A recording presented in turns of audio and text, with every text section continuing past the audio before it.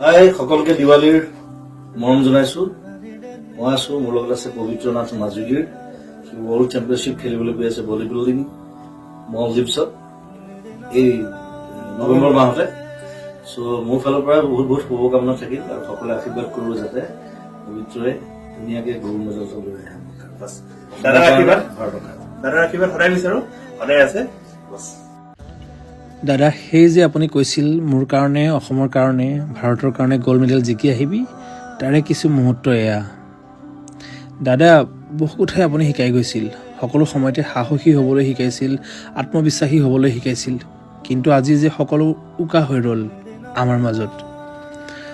মাজে মাজে আপোনাৰ লগত আলোচনা কৰা সমাজৰ, অসমৰ চিন্তাধাৰাৰ কথা আপোনাৰ খুব ভাল লাগিছিল আৰু তেতিয়া আপুনি বহুত কথাই কৈছিল যে বাস্তৱ বৰ জটিল, বাস্তৱ বৰ পৃথক।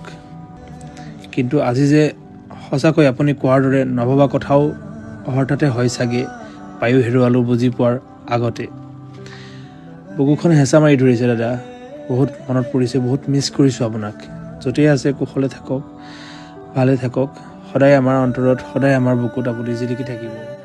আপুনি শিকাই যোৱা প্ৰতিটো কথাই বুকুত বান্ধি লৈ জীৱনত আগবাঢ়িবলৈ চেষ্টা কৰিম। য'তেই আছে আপুনি কুশলে থাকক, বহুত মিছ কৰিম দাদা।